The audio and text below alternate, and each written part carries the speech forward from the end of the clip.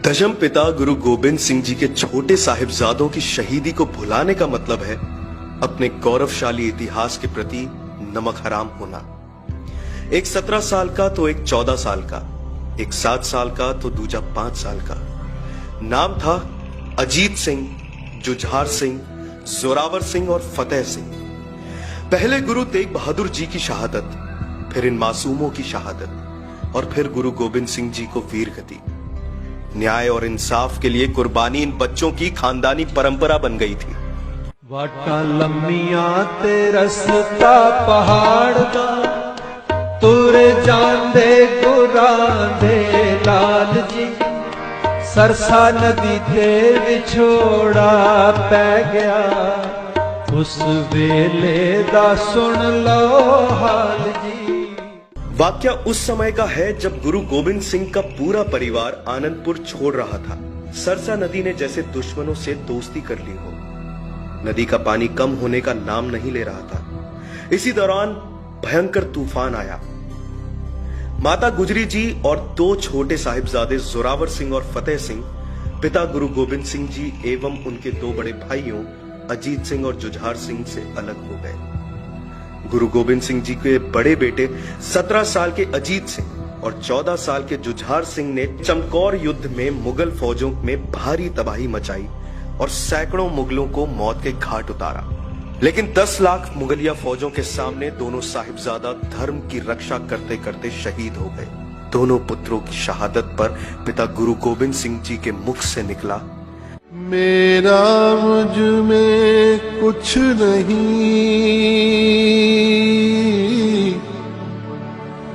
जो कुछ है सो तेरा।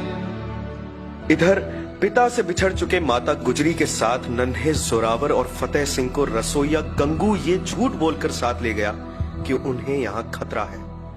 इनाम के लालच में रसोइया गंगू ब्राह्मण की नमक हरामी की वजह से सरहंद के नवाब वजीर खान के पास दादी और पोतों को बंदी बना लिया गया। मासूम बच्चों को इस्लाम कबूल करवाने के लिए माता गुजरी जी के साथ दिसंबर की ठिठुरन पैदा कर देने वाली सर्दी में किले के ठंडे बुर्ज में कैद कर रखा गया। वजीर खान के दरबार में दोनों छोटे साहिबजादों को हाजिर करने का मुगलिया फरमान जारी किया गया।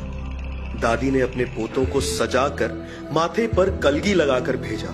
जब साहिबजादों को दरबार में सिर झुकाकर सलाम करने के लिए बोला गया तो साहिबजादों ने गरज कर जवाब दिया, हम अकाल पुरख और अपने गुरु पिताजी के आगे ही सिर झुकाते हैं, किसी और को सलाम नहीं करते।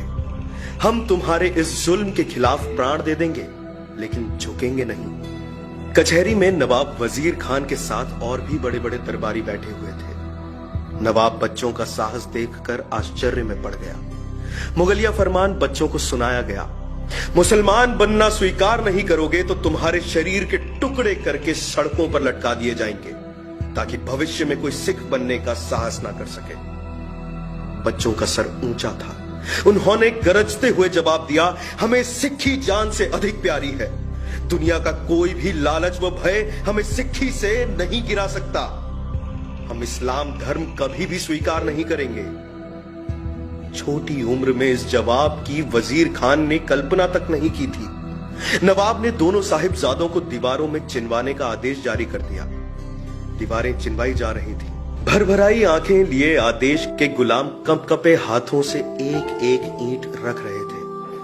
नन्हों पर बरपने वाले इस कहर की गवाह बनी सरहंद की दीवारें कांप रही थीं, लेकिन पालकों के चेहरे पर कोई शिकन नहीं।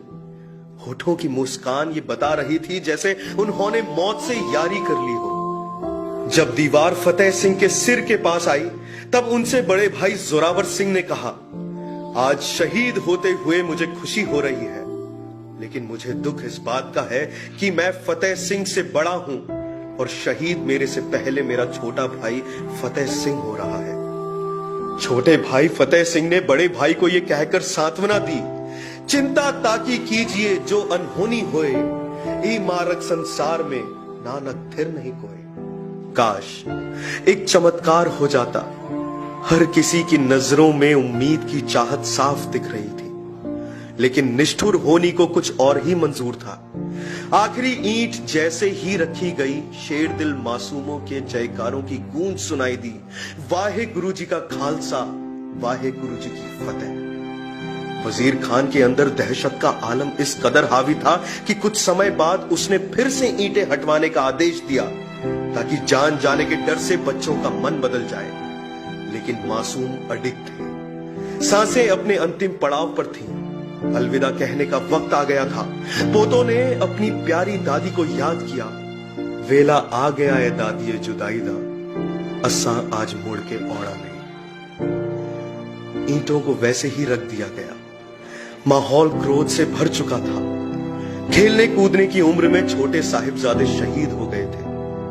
मासूम साहिबजादों की शहीदी की खबर से माता गुजरी जी सन्न रह गई। जीने की लालसा अब नहीं रही।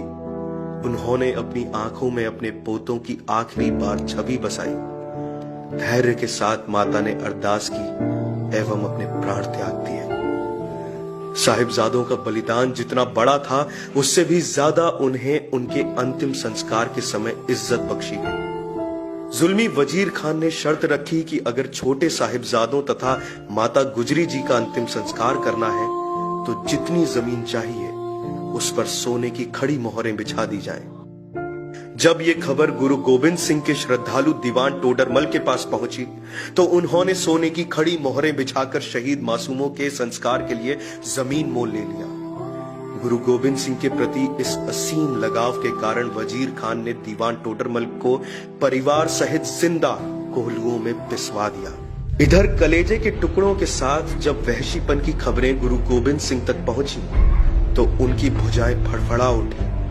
आदेश पाकर क्रोध की आग में जलते हुए गुरु गोविंद सिंह के भक्त बंदा सिंह बहादुर निकल पड़े थे। पूरी कायनात को वजीर खान की मौत का इंतजार था। वजीर खान को घसीटते हुए बंदा ने हाथी के पैर से बांधा और तब तक उस कायर को घसीटते रहे जब तक कि उसके प्राण नहीं उड़ गए। चारों साहिबजादों की शहादत के बाद भी गुरु गोविंद सिंह जी विचलित नहीं हुए। उनके मुख से यही निकला, इन पुत्रन शीश पर वार दिए सूत चार मुए तो क्या हुआ, जीवत कई हजार। ऐसे वीर सपूतों को नेटवर्क न्यूज का कोटि कोटि सलाम।